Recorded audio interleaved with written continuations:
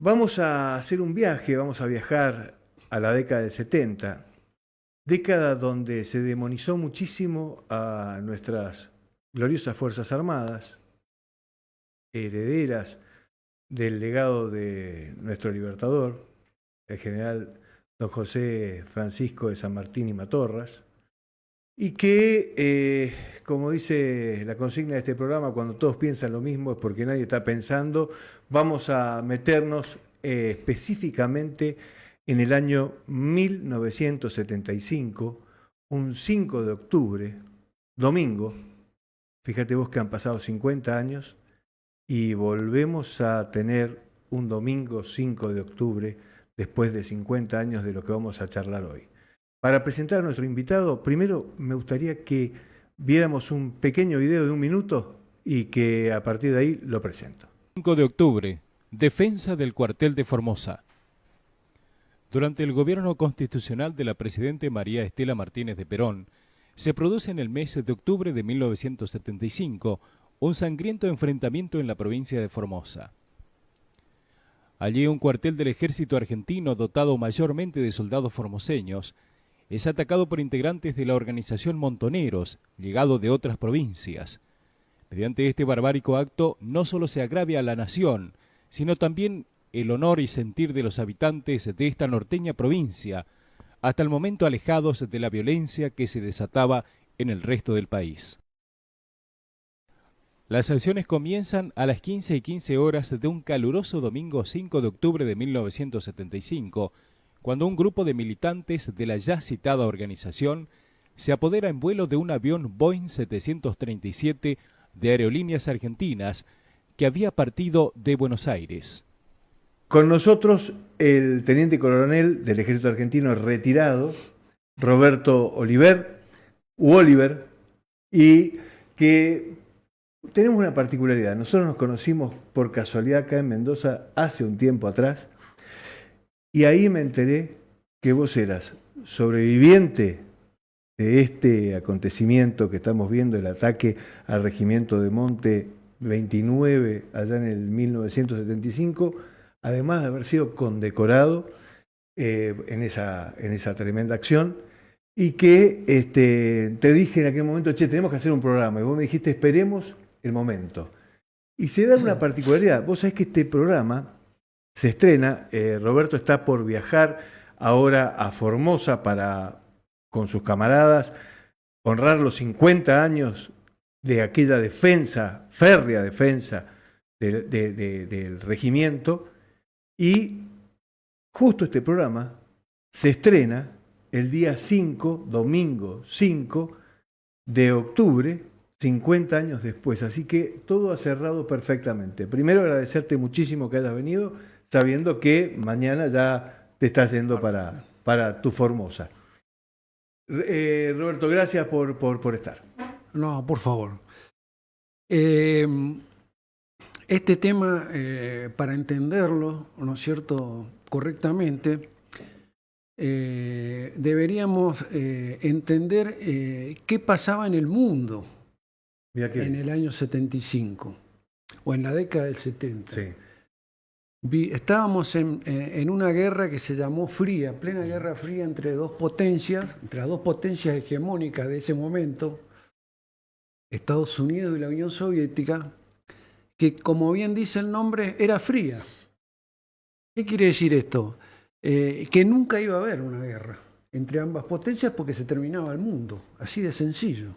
Entonces, esa guerra fría se transformó en guerras muy calientes en toda la periferia del mundo, África, Latinoamérica y demás cuestiones donde cada una de ellas intentaba imponer sus principios en el resto del mundo para, ¿no es cierto?, llevarse adelante. Bueno, y Argentina no fue la excepción. El gobierno peronista, el peronismo, que dicho sea de paso, a mí nunca me supieron explicar qué era el peronismo. Siempre me salían con con el tema ese de que es Del un movimiento. movimiento. Es un movimiento. Ujú. O sea, un movimiento que abarcaba de la extrema derecha, pongámosle en esa época la AAA, Ujú. Claro. y una extrema izquierda, pongámosle en esa época montoneros. ¿No es cierto? Que se masacraban entre ellos. Por eso yo digo que muchas veces la gente no entiende que por ahí las Fuerzas Armadas fueron, como dice nuestra vicepresidenta actual, el jamoncito del sándwich Ujú. entre la izquierda y la derecha peronista, cosa que ellos no reconocen Vos sabés que hay ahora. una película que no vi hace mucho tiempo, la vi hace poco, la volví a ver, que es muy vieja, trabaja Rodolfo Rani, trabaja Sí. Federico Lupi, se llama No habrá más penas ni olvido, Sí. haciendo mención al Sí, tango. una conversación con el hijo. Que es la batalla, la lucha en un pueblito donde el intendente era de izquierda y venían los de la AAA, todos peronistas, y se decían viva Perón, Perón no muerte, y se Sí. cagaban a tiros Sí, entre sí, ellos. sí. Bueno, resulta ser que el general Perón los echa de la plaza. Y les dice, nosotros no somos de izquierda. Pero para eso ya había habido, Ya vi. No, hasta el momento, si mal no recuerdo, Bandor, ¿no? los que estaban, digamos, no habían pasado la clandestinidad. Ajá. Todavía no habían pasado la clandestinidad montoneros. Montoneros. Sí el ERP. Sí, sí. Y el ERP, que es una cosa totalmente diferente. Hay que decir que el ERP infiltró al radicalismo. Nadie lo sabe eso. Los movimientos guerrilleros de esa época, para tener una posibilidad de éxito, digamos, ellos sabían que tenían que infiltrar los partidos mayoritarios. Ajá. ¿No es cierto? Bueno, lo que llamábamos el entrismo. El peronismo sufrió el entrismo de la izquierda a través de Montonero. Y el Y radicalismo. el radicalismo, aunque no lo reconozcan, y aunque me crucifiquen los radicales, ¿no es cierto? Sufrió la del ERP. Sufrió el entrismo del ERP. Bueno, te acordás, no me quiero ir muy lejos, pero cuando uno analiza la tablada, que es el último hecho, donde se lo menciona tanto a Cotino Siglia, se dice claramente que el movimiento MTP estaba por gorrear a Merlos, que era un ex erpiano. Exacto. Y el presidente Alfonsín, Ujú. cuando fue a recorrer el campo de combate, ¿no es cierto? Estaba más preocupado por las bajas de ellos que por las nuestras. Mirá vos. Es así. Cuando Perón los echa de la plaza, ahí pasan a la clandestinidad. Permitime que Montonero. te interrumpa y perdón si Sí. estoy interrumpiendo mucho. En ese momento, básicamente, las fuerzas que estaban en pugna así del lado de, digamos, de la izquierda o estos grupos revolucionarios y terroristas eran FAP, FARC, Sí. ERP y Montoneros. Sí. Tal vez había alguna más. FARC y FAP es como que Montoneros la absorben. Las absorbe. Ajá. ERP era otra cosa totalmente distinta, tenía un origen troquista, Troquista. puro. Alfonsín lleva al radicalismo a convertirse en una fuerza socialdemócrata, Ujú, ¿no es cierto? De izquierda. ujú. Y bueno, al final, es más, tuvieron reuniones, muchas reuniones antes del 76, digamos, cuando se hace cargo el gobierno militar de Santucho y Alfonsín. Reuniones secretas que ahora salen a la luz. Pero bueno, Esto Montonero pasa a la clandestinidad. Estamos hablando de que Perón vivo, Pero gobierno democrático, Exacto. elegido por la mayoría. Exacto. La fórmula Perón-Perón, que Exacto. vale la pena recordar que la fórmula Sí. contraria era Balbín de la Rúa. Exacto. Fernando de la Rúa, que después... ¿Qué es lo que precipita la ruptura entre Perón y Montoneros? El asesinato de Rucci. Para Perón eso fue terrible porque es como si le hubieran cortado las piernas. Y ahí es cuando se enoja y los echa de la plaza. Y ahí Montonero pasa a la clandestinidad. Que ahí habla, en ese discurso, es el que habla con el vidrio blindado delante. Exactamente. Sí, porque O sea, el riesgo era grande. era terrible. Bueno, antes, bajemos un poquito para ir llegando al hecho en sí que nos convoca hoy. Antes del ataque, antes de producirse el ataque o el intento de asalto al Regimiento 29, se produce un asalto y un ataque a una fábrica militar en Rosario. No me acuerdo si era en San Lorenzo, no me acuerdo. No en Rosario propiamente dicho, en el Gran Rosario, sí, digamos, sí. Una localidad pegada. Ahí. Y de ese ataque surgen la sospecha de que 2 soldados estaban implicados en la toma o en el intento de toma de esa fábrica militar, pero no se estaba seguro. ¿Por qué voy a esos 2 soldados? Porque la superioridad, al no estar seguro de que los soldados estaban implicados, ¿qué hacen? Los mandan destinados a Formosa, al Regimiento de Infantería de Monte porque 29. No quiero espolearte, pero Mayol era santafesino. Uno de ellos, de esos 2. El otro, pobrecito, no tenía nada que ver, pero Mayol sí. Ya vamos a ver quién es Mayol. Perdón, que yo te... Roberto Mayol, tocayo mío. Mira. Bueno. Tengo que buscar fotos. Creo que tengo una de él. Porque él cuando llega al regimiento es destinado a mi compañía, la compañía B Montaraz. En esa época, entre otras cosas, lo que hacía el ejército, yo hablo del ejército porque de las otras fuerzas no conozco, del ejército era sacar del analfabetismo a muchos soldados porque tenían una escuela donde todos los soldaditos que no sabían escribir o leer se iban a la escuela primaria del regimiento y cuando eran dados de baja salían sabiendo leer y escribir lo básico. Pero no es como ahora. Y a lo mejor sí saben leer y escribir. Pero eran patriotas. Eran analfabetos, pero la bandera en el pecho la llevaban. Y aparte, que yo creo... Era un evento realmente importante para quienes vivían en lugares alejados, el servicio militar, ir a hacer la conscripción. Era algo que no se tenía en cuenta en las grandes urbes. Exacto. Pero en las grandes urbes también había. Ah, también. En todas las unidades del ejército argentino había una escuela primaria. Casualmente el otro día, hablando con un compañero, nosotros tenemos un grupito de compañeros del colegio militar que salimos juntos.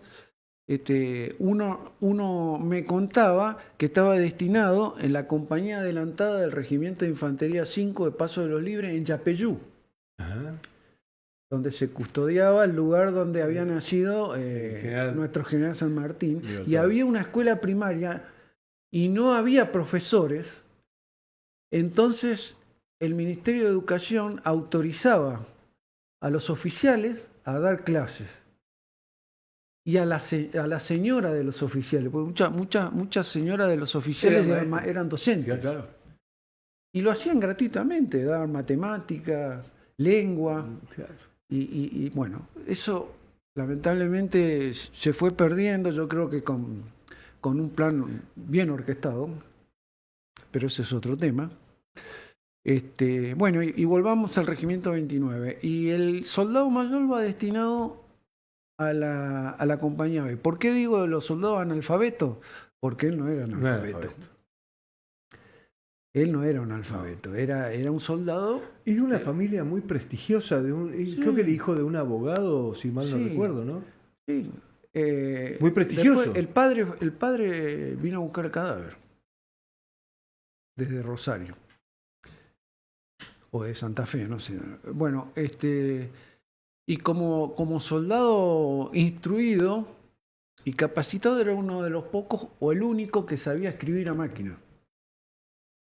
Entonces se lo puso como auxiliar del encargado del depósito de intendencia de la compañía. Me acuerdo hoy, creo que ya por informaciones que seguramente las voy a confirmar ahora cuando vaya a Formosa, creo que ya está fallecido. En ese momento era el cabo primero Oviedo.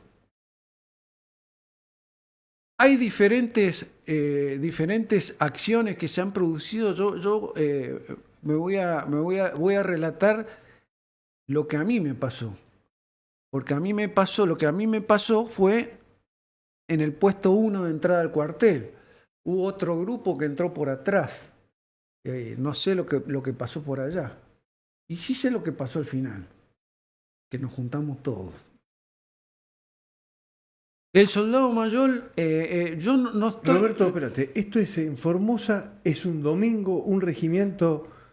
Domingo 5 de octubre, se había cobrado el sueldo. En el casino de suboficiales, por dar un ejemplo, había 2 suboficiales nada más. Los más jóvenes normalmente, Claro, el resto estaban con sus familias. Se fue a disfrutar de su salario. Claro. Y los que vivíamos, había muchos oficiales que vivíamos en el casino de oficiales aún casados. Ajá. Porque no teníamos casa en el barrio militar. ¿Vos estabas casado en esa época? Yo estaba casado, recién casado. Pero vos tenías... Con una formoseña. Ah, mirá. Con una formoseña, sí. ¿Vos sos formoseño? Yo soy formoseño, pero yo como hijo de militar gitané toda mi vida. O sea que nací en Formosa. Y a partir de mi papá es correntino, mi mamá es formoseña, pero a partir de ahí salimos y sí, veníamos de vacaciones. Pero mi señora no. Nació en Formosa, hizo su escuela primaria, su escuela secundaria, hasta que me conoció a mí. Bueno, no sabíamos que nos conocíamos de chiquito. Mira vos. Pero bueno, ella me dijo, vos sos fulano de tal, cuando nos presentaron, qué sé yo. Y yo decía, ¿cómo me conoce esta chica? Bueno. Espérate, vos terminás el colegio militar, te recibís en el colegio recibí militar. de subteniente y mi primer destino fue el Regimiento 29. Perfecto. Perfecto. Año 74. Año 74, creo que tenemos ahí un par de fotos del que era el abanderado del Regimiento 29 de Monte de Formosa. Ese sos vos. Ese soy yo, sí, qué jovencito. Parece mentira que hayan pasado tantos años. Eso es en el año 74, vos eras el abanderado. El abanderado del regimiento. Del regimiento. Sí, y un compañero me cargaba por esa foto porque la tengo en Facebook. Ajá. Y me decía, Robertito, vos ahora no sos así. Fijate el Fiat 600 que está estacionado allá. Es una foto de la época de Ñaupa. Y sí, tenía 20 años recién cumplidos. Yo cumplo en agosto, casi me recibo con 19. Impresionante. 20 años recién cumplidos. ¿Tenemos otra? Ahí volvés a ser vos. Ese es el subteniente Fernández, el jefe de la el que está mirando la foto a tu derecha. Exacto, el jefe de la sección escolta. Ajá. Y después los 2 suboficiales que eran mis escoltas, ¿no? Uh-huh. ¿Hay más? Los dos de mi compañía. Ah, mirá. Bueno. Gracias, Fran. Entonces, la inteligencia los tenía ahí, a los 2 estos que habían venido de Santa Fe. En un momento determinado, el viernes anterior al 5, el viernes 3, salen Franco. ¿Y qué queda en la unidad? Queda la guardia, queda el retén. Era una compañía completa que quedaba armada por las dudas, porque ya había planes. El regimiento ya tenía planes específicos por si recibíamos alguna agresión de este tipo, porque ya veníamos de ataques a unidades azul, un montón de unidades, ¿no es cierto? Entonces había un plan de defensa del cuartel, ¿no es cierto? Entonces estaba el retén, la guardia y el resto estaba, la unidad estaba Franco, Claro. ¿no es cierto? ¿Quiénes eran? El oficial de servicio, me acuerdo, era el subteniente Cáceres, un correntino que también va a ir Ah, mira. hoy, que terminó con un tiro en la pierna. Y el jefe del retén era el subteniente Mazzaferro, Ah. Vamos a teniente saber quién es post-mortem, ¿no es cierto? Que ahora Claro, yo era te voy a subteniente. pasar la sucesión de los actos del día del domingo que viene, para que vos sepas, ¿no es cierto? Yo no fui condecorado. Yo fui, pongámosle, reconocido, a lo mejor, y reconocido por el gobernador de la provincia, que aún está, No, ¿no es cierto? Pero yo Pará. nosotros, los oficiales y los suboficiales, cumplimos con nuestra tarea. ¿No es cierto? Así lo tomo yo. Cumplimos con nuestra tarea. A los que hay que reconocer son los soldados. Lo que sí nosotros nos tenemos que reconocer es la formación que le dimos a esos soldados para que reaccionaran como reaccionaron. ¿Sí? Del soldado Luna, por favor. Tenemos una foto de Hermindo Luna. Hermindo Luna pasa a la historia con aquel... Acá no se rinde Exacto. nadie, mierda. Exactamente, era el cuartelero, fíjate vos la importancia, porque era el cuartelero que estaba... ¿Tenemos foto de Hermindo Luna, Fran? Sí. A ver. Que estaba ese, un gran héroe. Un héroe. Un héroe. 18 años. Estaba custodiando el descanso del retén. Que estaba descansando en la cuadra con todo el armamento. Listo para reaccionar en el caso de algún ataque. Pero ¿por qué no tomaron? Porque él se opuso. Cuando él le dice... Y eso permitió Negro, no es como la cosa. la reacción del retén. Él tuvo la suficiente valentía, el suficiente heroísmo de repeler y aguantar para que el resto pudiera entender lo que estaba pasando. Con vos no es la cosa, negro, rendite. Esa fue la intimación. Y él le dijo, acá no se rinde nadie, mierda. Y lo cortó una ráfaga de ametralladora. Y así todo el retén reaccionó y lo sacaron. Bueno, el soldado mayor, el mismo 5, se presentó a la unidad. Y vino a hacer un reconocimiento para ver cómo estaba la situación para, en el caso de ellos, llevar adelante el intento de asalto, cómo se iba a desarrollar el tema. Vino, lo vio al cabo primero Oviedo, su encargado de depósito de intendencia, ¿no es cierto?, que estaba de semana en la compañía B. Y el cabo primero Oviedo le dice, Mayol, acordate que tenés que venir antes de Franco porque me tenés que ayudar a pasar los inventarios del depósito a máquina. Esto después lo recuerda Oviedo, en su momento no se da cuenta y él le contesta, no se preocupe mi cabo primero que voy a venir a inventariarlo. Eso Oviedo después se da cuenta, después de lo que pasa. Bueno, arma todo, ve todo, se retira del cuartel y después sobreviene el ataque. En 5 camionetas, entran por la parte de atrás del cuartel, ¿no es cierto? Cometen ¿Es cierta la historia de que Mayol desarma a su compañero que está Sí, que estaba apostado ahí. apostado Sí. y que No sé si es Mayol específicamente, uno de ellos, porque yo ahí no estuve, no sé. Pero uno sí, lo desarma. lo que se dice. El soldado que está centinela lo deja avanzar porque ve que es compañero de él. Claro. ¿No es cierto? Cuando se da vuelta, le pegan y le sacan El arma y lo meten adentro de la garita. Exactamente. Chao. Y va, y ahí se va. Y ahí abren la puerta para Exacto. Un grupo va al casino de suboficiales. Ahí estaban los 2 suboficiales, no lo logran tomar. Van a la compañía A, donde estaba Mazzaferro. Cuando escuchan los disparos, Mazzaferro sale y lo reciben con un escopetazo a la salida de la compañía, lo matan.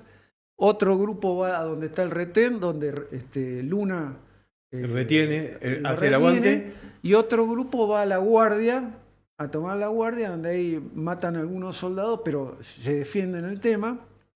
Había 2 ametralladoras. 2 ametralladoras MAG en el sistema de guardia, digamos, una que estaba en la guardia propiamente dicha y otra que estaba apostada sin operador en el mástil del regimiento. ¿Sí?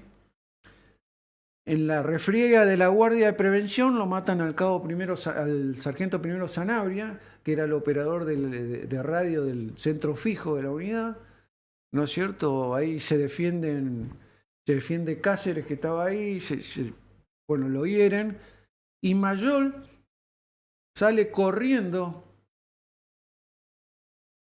con la ametralladora, portando la ametralladora que estaba en la guardia. Y la ametralladora, porque el sargento de cuarto salta y va y toma la ametralladora que estaba sin operador y la empieza a operar, y la ametralladora del mástil lo toma a Mayol y lo mata. Esa ametralladora fue una salvación. Siempre teníamos problemas que se trababa, que por H o por B tenía problemas. Ese día funcionó, no sé si Dios nos iluminó, funcionó. Bueno. Lo que pasa es que, guarda, para quienes no sepan, si ellos llegaban a tener una MAG a disposición, el radio de daño que tiene una MAG es enorme. Sí, sí. Es enorme. O sea que esa situación es clave. Cometieron muchos errores. Ellos. Se olvidaron que en el puesto 1 había un grupo completo de soldados con un suboficial. Se olvidaron del casino oficiales, que está fuera del regimiento. Está separado por una calle pública, pero está fuera del regimiento. Se olvidaron del barrio militar. Está ahí. Si vos tirás 2 o 3 tiros en el barrio militar y ya ahí... Y más en esa época. Claro, la gente que vive piensa 2 veces porque están los chicos, está la familia. Bueno. ¿Qué es lo que a mí... Bueno, el ataque de ellos, el ataque en sí, dura 5 o 10 minutos. Después era la lucha por salir del cuartel. No sabían cómo hacer para salir del cuartel. ¿Por qué? Porque se puso en práctica el plan de defensa del cuartel que ya estaba programado. ¿No es cierto? Todos los oficiales teníamos armamento en nuestra casa. Todos sabíamos que teníamos que ir vestidos de cualquier manera, pero con casco. Porque sabíamos que ellos tenían uniforme, pero no tenían casco. Había una fracción que iba por atrás, otra por adelante.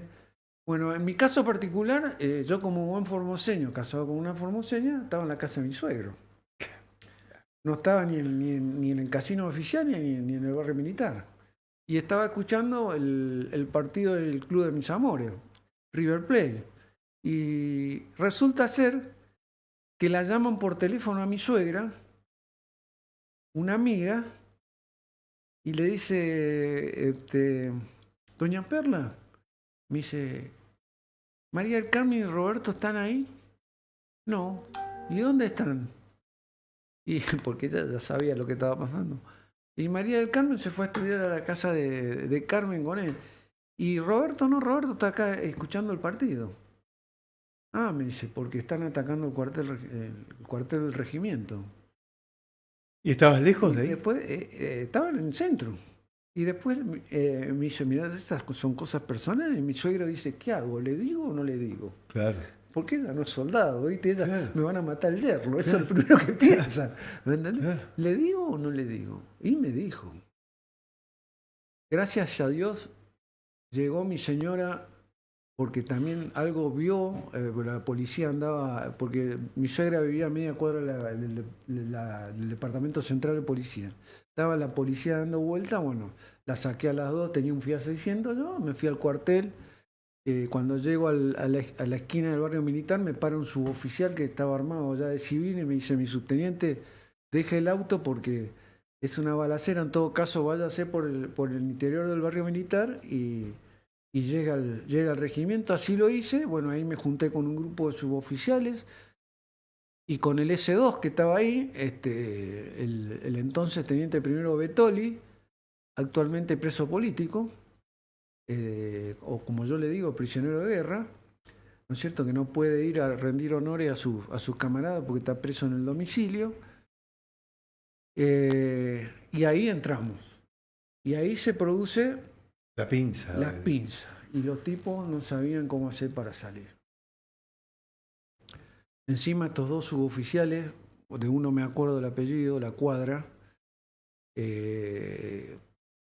consiguen un fusil y suben al tanque de agua del regimiento y de ahí, bueno, abren fuego a discreción. Bueno, hasta que llegado... Perdóname, ¿había mujeres? No, no había. Hasta que, bueno, se cierran las pinzas, se escapan 1, 2 o 3 que van rumbo al aeropuerto, porque en Formosa, no sé ahora, pero en esa época no había, la única vía de escape era el avión en realidad, porque Claro. era la ruta 11, la única ruta de entrada y de salida de Formosa. Después tenía Paraguay. Claro. Gobernaba Stroessner. Stroessner. No te vas a cruzar. No te vas a cruzar ahí porque está peor que de Está este peor lado. de este lado, claro. Y después el monte. Y el Si monte. vos no conoces el monte te come. Y si no, lo comíamos nosotros, lo mismo. Claro. Así que con el avión... Porque esto... es importante, para aclararlo, la operación que ellos hacen militar es una operación muy, muy sofisticada, digamos, para Sí. lo que se había hecho. Si yo no me equivoco, es el primer ataque de montoneros que a un regimiento militar... Exactamente. Los otros habían sido del ERP. Del ERP. Y hay un dato ahí, yo siempre me olvido. El jefe de montoneros era Firmenich. Sí. Perdías, el tercero siempre me lo olvido en el orden de jerarquía, Hasley, un nombre así. Y el cuarto, Yagual, ese es el que prepara toda la operación, donde él lo que previene es lo que estás diciendo vos, de la ruta 11, secuestran el avión, como decía el resumen, y se van con un avión y ahí muere también asesinado un oficial de tránsito de la policía, de la provincia de Formosa, al cual se le rinde honores en el regimiento y en la formación. Porque él se resiste al darse cuenta de que hay no había celulares, o sea, olvídate de todo lo que uno dice, che, pero ¿cómo no le avisaron? Le mandó un WhatsApp. No existe, no existía eso. No. El tema es que... Ellos siguen con el avión secuestrado, siguen en la pista, en la cabecera de pista para rajar. Yo imagínate que hoy ya tengo, ahora el 27 de agosto pasado cumplí 72 años y yo no tengo ningún tipo de miedo ni nada que no pueda expresar a esta edad. El que participó, porque no era solamente el ataque en sí, o sea, el hecho armado en sí, era el avión, eran los puestos sanitarios que se habían montado en la provincia del Chaco, en la provincia de Corrientes, era una operación mucho más grande. ¿no es cierto? Estuvo metido el exdiputado Kunkel, Claro, claro. entre otros. Bueno, esto ya, bueno, y ahí es el combate Ahora, en el cual esa- yo participo en la entrada, en la entrada a la recuperación del cuartel, y ya lo que te voy a contar ahora es lo que me contaron a mí también, porque yo no estuve en el aeropuerto.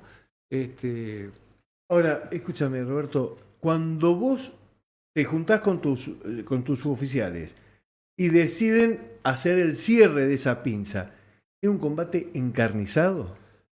Porque lo que se dice es que los tipos asesinan a varios conscriptos durmiendo En la guardia, en la guardia. sí. O sea, asesinan a los... Por eso también es una de las cosas que los conscriptos no se rinden. Dicen, no, ¿qué me rendí? ¿Para qué los matás? No. Ya se había, ya el combate ya se había volcado hacia nosotros. Te vuelvo a repetir, el ataque son 10 minutos. Son rechazados en el casino de suboficiales. Son rechazados en la compañía de comando, que era donde estaba el retén. Son rechazados pese a las bajas en la guardia del regimiento. Se olvidan del avance nuestro en el puesto 1. Fueron cercados por atrás a órdenes del segundo jefe, el teniente coronel Plechot, que en paz descanse. El jefe no estaba, el coronel Oliva estaba en Corrientes. Después se entera del tema. Pero bueno, y a contrapartida de esto, el avión parte. Hay diálogos, yo no te puedo certificar la certeza, porque es cosa que me han contado, yo estaba en el regimiento. Se abren la puerta del avión, ¿qué pasó? No sé, aparecieron milicos de todos lados y nos cagaron a tiro. Ese fue el diálogo. Se va el avión, tenía todos los aeropuertos cerrados, pero fíjate vos, la importancia y la grandeza de la operación que ellos tenían. Ahí viste el avión enterrado, Sí. ¿no es cierto? Ellos tenían una pista de alternativa de tierra preparado cerca de Rafaela. ¿Tendrá algo que ver el integrante de la Corte Suprema de Justicia de la Nación, Lorenzetti?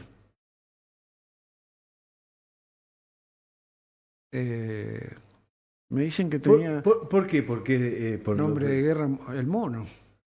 Y él era Porque aterrizan en la pista, la hacen en San Rafael. en Rafaela. Perdón, en Rafaela. Y el Lorenzetti es de ahí.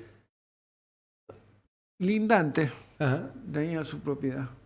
Esto ya... Mirá si se llega a enterar lo que estoy diciendo. Claro.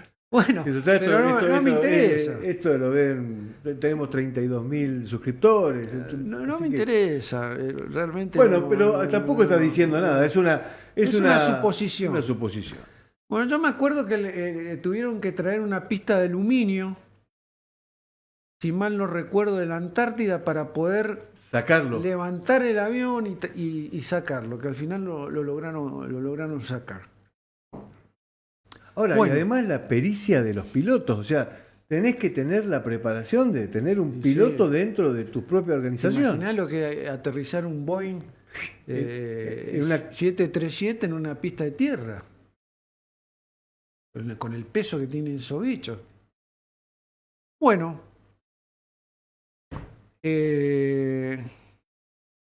¿Qué te cuentan tus compañeros de la parte que vos no viste del combate cuando vos ya llegás, que ya los cierran y ya prácticamente quedan ¿Qué me pueden me pueden contar? Bueno, lo del soldado Luna, lo de Mazzaferro, lo que pasó en la guardia, el cierre que hicieron, ¿no es cierto? Y las bajas que se produjeron de ellos. Las bajas que nosotros tuvimos realmente fueron, no fueron bajas, fueron asesinatos. asesinatos. Porque vos tenés bajas cuando vos Estás combatiendo. te combatís y te enfrentás frente a frente, no cuando te matan durmiendo. ni cuando te matan bañándote. Esas no son bajas, esas son asesinatos. Tenemos una foto ahí, Fran, de los fallecidos, ¿no? Perdón, los asesinados por montoneros, los héroes formoseños. Sí, ahí está. Ahí están. Tenemos Entonces, 10 conscriptos, un suboficial y suboficial, un oficial. un oficial y un agente de policía, Y un agente de policial. tránsito de la policía de Sí. Gracias a Dios, yo sé que Sanabria, el sargento primero, sargento ayudante post-mortem, la ilusión que tenía, dicho por el hijo, ¿no es cierto?, que seguramente va a estar el domingo, era que su hijo fuera profesional y qué sé yo, y bueno, y lo logró. Creo que es ingeniero, si mal no recuerdo. Vos fíjate que todo este ataque que estamos hablando, todo este hecho terrorista, es en democracia. Aquellos que supuestamente querían combatir a los militares para que no hicieran el golpe o para volver a la democracia, empiezan dañando la democracia. Ellos sabían que para lograr su proyecto socialista a través del voto popular no lo iban a poder hacer por la idiosincrasia de nuestra ciudadanía. Lo tenían que hacer por la fuerza. Y para eso, como ellos decían, debían derrotar al ejército burgués. Así nos llamaban a nosotros. Al quedar un país en la indefensión, era fácil la toma del poder. Y yo creo que, esto no lo sé, pero yo creo que este hecho precipitó el tema de los decretos de aniquilamiento. El operativo Independencia surge después de... Yo creo que sí, no tengo bien... No te recordás. Ajá. Porque a mí me mandaron, para variar. Yo estuve 3 meses en Tucumán. En Tucumán. Y me acuerdo que cuando fuimos al casamiento de un sobrino nuestro en Tucumán, porque yo después no volví nunca más a Tucumán, cuando vas llegando a Tucumán, ¿no es cierto?, acá en Mendoza ves la serranía y los montes. Y yo le iba explicando a mi señora, mirá, le digo, a ese lugar, a ese monte tan cerrado y con sierras y qué sé yo, teníamos que entrar a sacarlos. Eran emboscadas y contraemboscadas. Ese era el combate. Pero había que entrar, ¿eh? Había que entrar, había que estar en una emboscada, tendiendo emboscadas en sendero, bajo la lluvia, en silencio, en la noche cerrada del monte, Vietnam. Vietnam, hasta con los mismos helicópteros. Vietnam, el Vietnam argentino. Hay un libro, ¿no?, que se llama creo El que Vietnam. hay un libro que se llama así. El Vietnam argentino. Sí, hay un libro que se llama así. Así que bueno, esa es la experiencia lamentable, lo único que lamentablemente me llevé. Ahora, esos que iban contra el ejército burgués terminan matando a conscriptos. Que yo no sé si en el fondo no eran peronistas, mirá lo que te digo. No, bueno, es muy buena tu apreciación. Formosa era peronista y en ese momento, y la verdad que la mayoría de la gente, Hermindo Luna era peronista, si mal no recuerdo. Yo creo que no te lo puedo certificar. Digo, no porque creo que la familia lo ha dicho. No te lo puedo certificar, pero sí.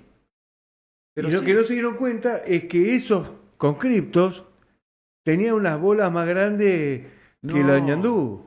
Y se enfrentaron a matar o morir con los que venían a querer. Por eso empecé esta charla con el tema de que nadie me sabe definir qué es el peronismo.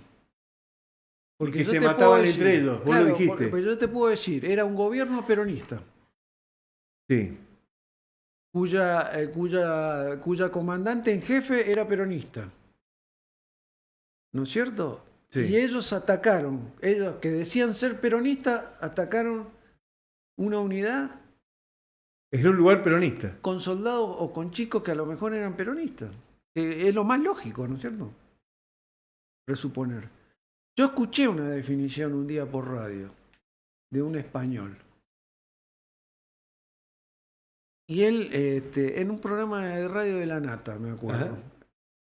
que venía haciendo gimnasia con los auriculares. Y el tipo decía, porque el peronismo, le decía, el español le decía a La Nata, definime qué es el peronismo. Abarca de la extrema izquierda a la extrema derecha. Gane quien gane, el resto se encolumna y obedece. Si gana la extrema izquierda, la extrema derecha se encolumna y obedece. Si gana la extrema derecha, la extrema izquierda, si gana el medio, suponete Menem, por decir una cosa, se encolumna. Y el tipo le dijo, eso no es democrático. Eso es un sistema de poder. No existe en ningún país democrático eso. Porque siempre ganás. Siempre ganás. Sea de izquierda, de derecha, de centro. Y también la utilización de Dios, o sea, tenés Sí, no. de ese extremo que vos decís, de ultraderecha, un catolicismo, un nacionalismo católico profundo, hasta una izquierda que le da la espalda. Ahora, si hay Exacto. y a Dios, a Jesús, le ponen la boina montonera o le ponen la corona Yo de sé, espinas. yo sé que antes de los... No lo sé, o sea, me lo contaron, porque yo no estuve. Donde yo no estuve, te digo lo que me contaron, que te pueden haber contado a vos lo mismo.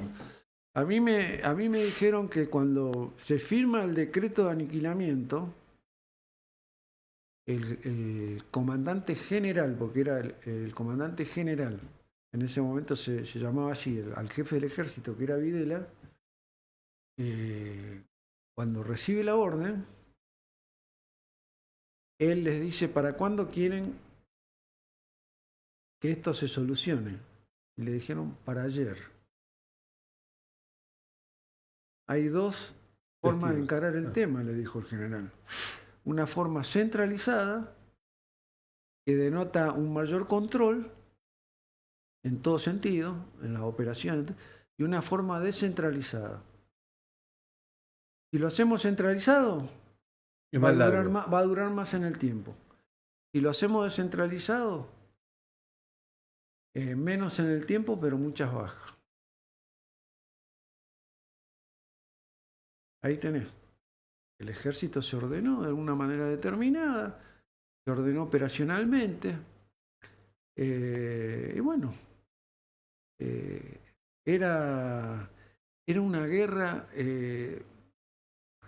la guerra revolucionaria es una guerra sin ley, sin ley, sin ley, y con un enemigo sin rostro. No es como la guerra de Malvinas, Sí, claro. donde se enfrentan dos ejércitos perfectamente definidos, con sus estandartes, y donde hay ley, el Tratado de Ginebra, donde un enemigo, cuando te encuentra caído, te ayuda, por más que sea tu enemigo, te cura. Esta guerra, ¿por qué es una guerra sin ley? Porque que te maten a vos, que sos soldado, para eso sos soldado. Pero que te maten a tu señora, a tus chicos, que te metan una bomba en tu casa, eso no es de soldados, es de terroristas. Claro, que es de imponer el terror, Entonces, y imponer una ideología a través del miedo, del entonces terror. es duro lo que yo voy a decir, pero en algún momento lo tengo que decir.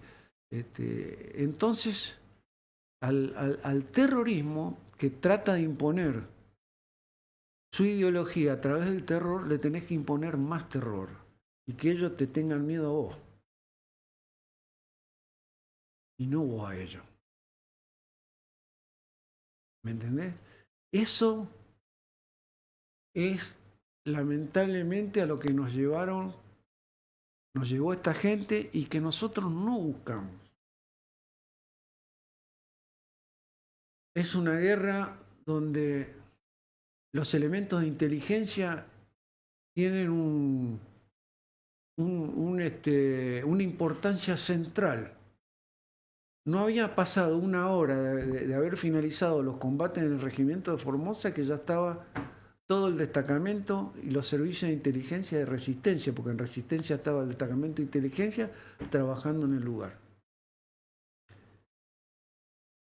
Y así fue. No, y aparte, por ahí, qué sé yo, tal vez quien nos esté viendo, que está tomando un cafecito, comiendo una tostada, tranquilo.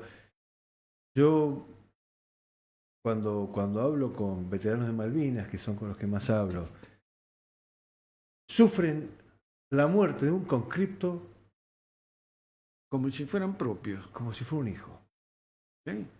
¿Sí? Hoy en día se juntan, se abrazan, lloran juntos, son soldados y responden a órdenes políticas. Por eso generalmente el soldado no los quiere a los políticos. Porque no son políticos, son soldados. Se abrazan, lloran juntos, van a los nuestros en Inglaterra, vienen los de Inglaterra acá. Pero cuando vos vas y como oficial, sabés, vos oficial, suboficial, los cuadros oficiales y suboficiales, que perdió la vida, y para colmo que haya sido asesinado de esa manera, y la verdad que hicieron todo lo posible para que... Yo te puedo contar un episodio de un compañero mío, porque me lo contó él. Un comando, una patrulla de comandos, el liderado se enfrenta con una patrulla de comando inglés, los derrotan y muere el jefe del capitán Hamilton. Sí, Hamilton. ¿No es cierto? Sí. Y mi compañero organiza una formación, consigue una bandera inglesa y lo entierra con todos los honores. Vos eso no lo podés hacer con un terrorista. No, pero en ese monte que me estás diciendo. Bueno, y el suboficial, uno de los suboficiales que era integrante de la patrulla de Hamilton, sobrevive y cuando termina la guerra va y le dice a sus superiores: el capitán Hamilton está enterrado en tal lugar y lo enterró este señor con todos los honores. ¿Y qué hicieron los ingleses? Usted mantenga el arma que tiene, el arma individual que tiene, no se la vamos a sacar, manténgala. ¿Estuvo armado prisionero toda? O sea, es una diferencia. Yo, por eso... ¿Te pasa, Roberto, de volver a ese momento? ¿Te pasa estar en la noche, en algún momento? Yo no pude, no me acuerdo, pero mi señora me dijo: vos no pudiste dormir dos días seguidos. Y me dijiste que vivíamos en el casino oficial y me dijiste: no apagues la luz a la noche. Sí, revivís todo, qué sé yo. No sé, la verdad que no sé por qué vivimos esto, pero bueno, es lo que nos tocó. Tener que... Bueno, como yo le digo a muchos que hablan, estos jueces, yo le digo: los jueces prevaricadores cazan en el zoológico, porque saben que no somos terroristas. Porque si fuéramos terroristas, hacemos lo que hicieron ellos cuando los largaron y ejecutaron al juez Quiroga y a otros jueces. Yo estoy seguro que mañana somos todos amnistiados. El Camarón, que tuvieron que irse. Exacto. Escúchame. Entonces cazan en el zoológico, pues saben que somos soldados, bajamos la cabeza. Pero es como decía el general Menéndez: yo para hacer una operación militar no puede ser que vaya a pedirle permiso a un fiscal para hacerlo, porque se me vuelan los pájaros. Porque no es una guerra convencional. Es una guerra... Ellos están organizados en células, estaban organizados en células, ¿no es cierto? Y cada uno tenía un responsable que decía, por ejemplo, yo era tu responsable, Luis, y te decía: mañana a las 17 horas nos encontramos en Moldes y Cobos. Te espero ahí. Bueno, vos mañana a las 17 horas no ibas a Moldes y Cobos y yo te daba como que habías caído en manos de las fuerzas legales. Chao. La célula volaba, no lo agarrabas más. Es muy fácil hablar de un juez federal que no tiene ni la más mínima idea de lo que es la guerra contra el terrorismo. Lo mismo ahora si quieren solucionar el problema con el narcotráfico. ¿Vos te crees que lo van a solucionar con la... No, es narcoterrorismo. Vos tenés que agarrar y cerrar la frontera. Y Juan José Gómez Centurión dice que lo primero que hay que hacer es que cerrar la que frontera, que no entre más nada. Aérea, claro. Ley de derribo, terreno. Bueno, nos vamos a la mierda con los temas, pero ¿por qué todavía que dijo en algún momento Petri que iban a poner la ley de derribo? Porque todavía nos sigue, mal que nos pese, nos sigue gobernando el progresismo. Y el progresismo, ¿cómo puede ser que los presos que están por asesinato, por un montón de cosas, voten? Cobren un sueldo. Eso es estar a favor de la delincuencia. Es así de sencillo, hay que decirlo con todas las letras. Por eso yo no me guardo nada. Yo digo con todas las letras. Alguna vez tenemos que sincerarnos. Nuestra sociedad se tiene que sincerar. Tiene que saber verdaderamente lo que ha pasado y lo que ha sufrido, lo que ha sentido un miembro del ejército, de la armada, de la fuerza aérea, de gendarmería, de prefectura, de la policía aeroportuaria, lo que ha sufrido.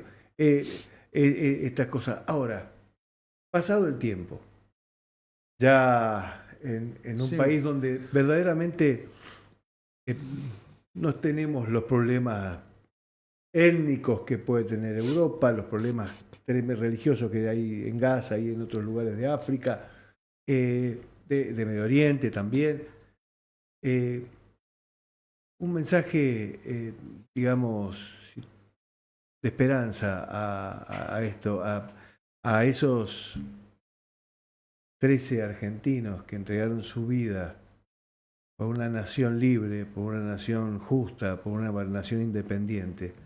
¿Tenés algo para...? Vos sabés que lo que voy a decir es triste. Yo no sé si ellos murieron